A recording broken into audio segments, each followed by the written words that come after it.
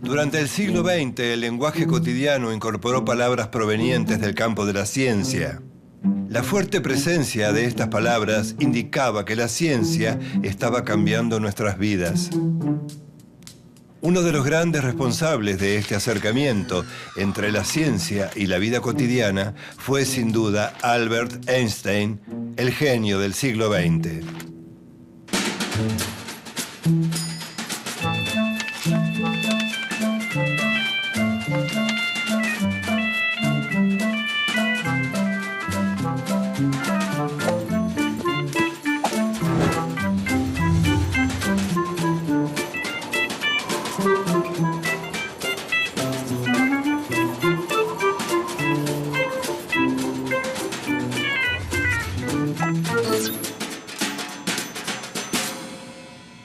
A mediados del siglo XIX, la aplicación de la electricidad había producido una revolución comparable a la que produjo Internet.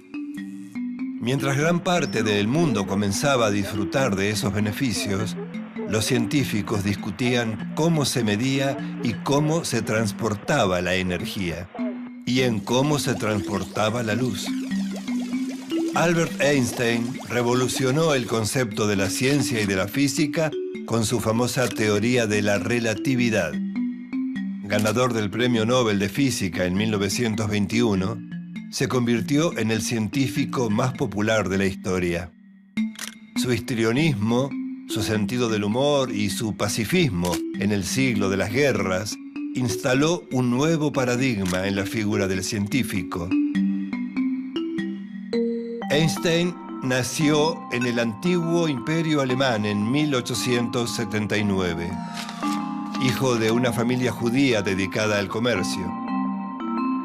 Cuando tenía 1 año, los Einstein se mudaron a Múnich, donde su padre se dedicó a un negocio muy popular por esos años, la electricidad. El pequeño Albert, como todo genio en potencia, se mostraba algo retraído y demoró un tiempo en hablar. Quizás por estar ensimismado en su propio universo creativo. La familia luego se mudó a Milán, pero Albert, de 13 años, se quedó en Múnich para terminar sus estudios. El joven Einstein fracasó en varios intentos por ingresar a escuelas superiores.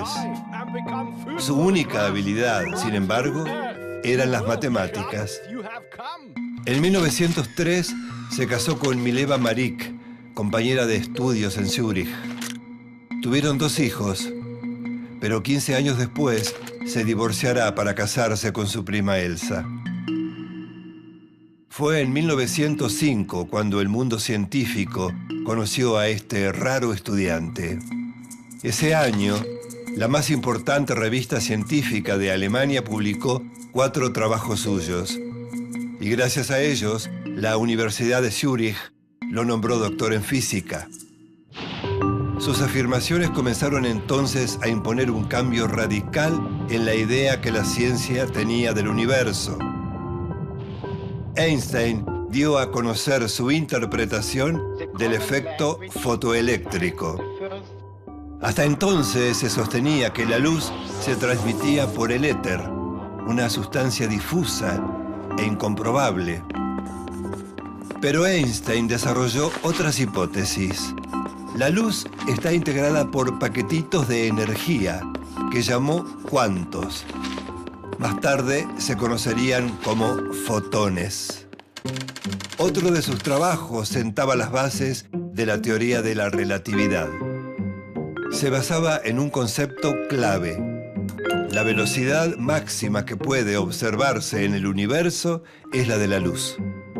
Y se contradecía, de esta manera, los postulados de Newton, que la ciencia venía aceptando desde hacía más de 200 años sobre la fuerza de la gravedad. Según Einstein, la gravedad no es una fuerza, sino un campo. Y este campo es creado por la presencia de una masa en el espacio-tiempo. El mundo científico estaba de acuerdo en que la luz era una interacción entre electricidad y magnetismo. Pero nadie podía explicar cómo viajaba la luz de un lado a otro.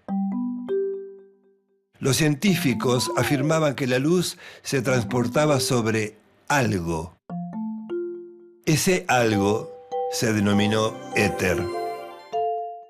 Se decía que el éter era permeable a los objetos materiales, por eso la luz lo impregnaba todo. Además, el éter era rígido para poder sostener a la luz. Durante 40 años se pensó de esta manera, pero Einstein puso en crisis todos estos conceptos. El tema del éter ya no era importante. Lo realmente central era la velocidad de la luz y planteó un problema teórico que nadie podía responder. ¿Qué pasaba si él lograba ir tan rápido como la velocidad de la luz? El asunto central era demostrar si la velocidad de la luz era la misma tanto para un observador en movimiento como para un observador estático. En ese momento aparece ante Einstein la figura de otro genio, el señor Galileo Galilei. Galilei formuló el principio de la relatividad, es decir, no se puede saber si uno está en movimiento sin mirar hacia afuera. Por ejemplo, si uno va en un avión y el vuelo es extremadamente sereno y el cielo está despejado, mirando por la ventanilla es difícil darse cuenta si uno está en movimiento, aunque vaya a 500 kilómetros por hora. Einstein dijo que si nos movemos a la velocidad de la luz, podríamos saber que nos movemos a esa velocidad con solo mirar el espejo.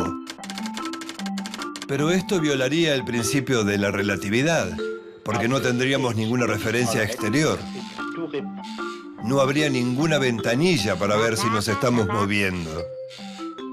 Einstein observó que si la velocidad de la luz era siempre uniforme, lo que debía cambiar eran la distancia y el tiempo, que dependen del observador.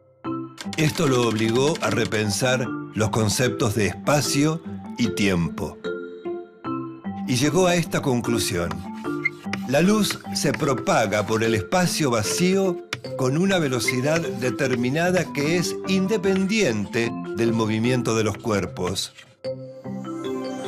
Cuando uno está en reposo o cuando uno se mueve, la luz se propaga de la misma manera.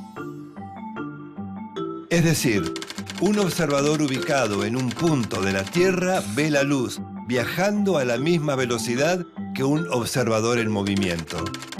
Lo difícil era demostrar cómo cada uno podía ver la misma velocidad. Einstein afirmó que el tiempo transcurrido entre los eventos no era necesariamente el mismo para todos los observadores. Para él, los eventos que uno considera simultáneos no tienen que ser necesariamente así cuando se los ve desde un punto distinto. Llamó a este fenómeno relatividad de la simultaneidad. Por ejemplo, los GPS son unos satélites que giran alrededor de la Tierra y que proporcionan datos sobre la localización de un punto. Estos satélites dan la vuelta a la Tierra cada 12 horas a una altitud de 20.000 kilómetros sobre la superficie de la Tierra y a una velocidad de 14.000 kilómetros por hora. Para el funcionamiento del sistema es necesario sincronizar los relojes de los satélites con los relojes de la Tierra. Sin embargo, a pesar de utilizar en ambos lados relojes atómicos muy precisos, en los satélites los relojes se adelantan con respecto a los que están en la Tierra.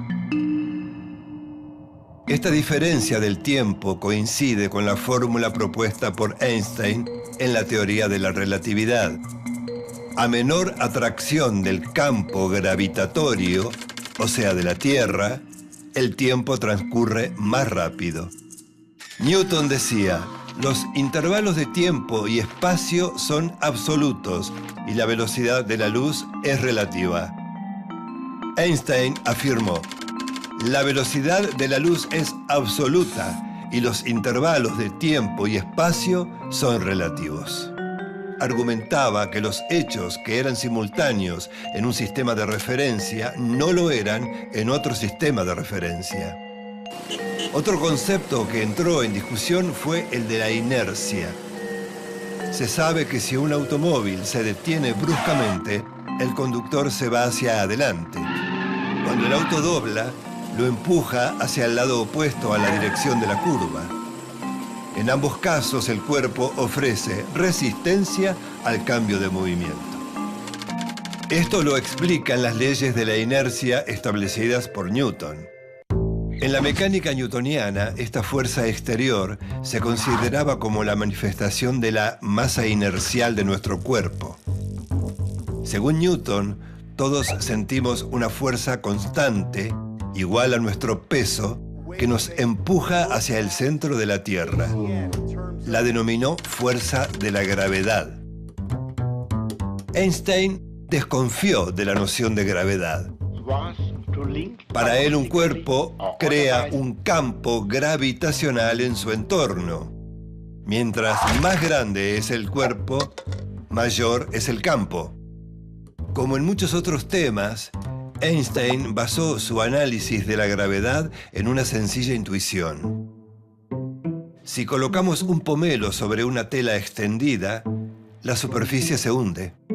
Si a continuación se hace rodar una naranja sobre la lona, sin duda la naranja se acercará a donde está el pomelo, o sea, va hacia la superficie hundida. Si el observador está distante y no puede ver cómo se hunde la lona, puede pensar como Newton que es el pomelo el que atrae a la naranja con un poder invisible. Sin embargo, otro observador situado junto a la lona se da cuenta de que la trayectoria curva de la naranja se debe al hundimiento de la lona. Esta es, en esencia, la concepción de Einstein sobre la gravedad. Los cuerpos alteran el espacio y el tiempo en su entorno. Con estos razonamientos sobre la luz y la energía, llegó a su fórmula más famosa. La masa de un cuerpo es la medida de su energía. Si bien en principio alentó las investigaciones sobre la bomba atómica como una forma de defenderse del nazismo, con los ataques a Japón cambió radicalmente su postura. Transformado en un pacifista militante, se manifestó contra la irracionalidad de la guerra. Poco antes de morir, firmó un manifiesto contra la carrera armamentista, promovido por el filósofo británico Bertrand Russell. En la mente de Einstein todo parecía ser relativo.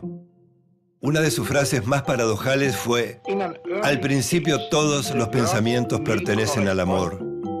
Después, todo el amor pertenece a los pensamientos. Su imagen multiplicada en pósters donde muestra un simpático gesto de burla se ha elevado a nivel de ícono popular. Fue proclamado como el personaje del siglo XX y el más preeminente científico por la revista Time. Murió en Princeton, Estados Unidos, el 18 de abril de 1955. Tenía 76 años.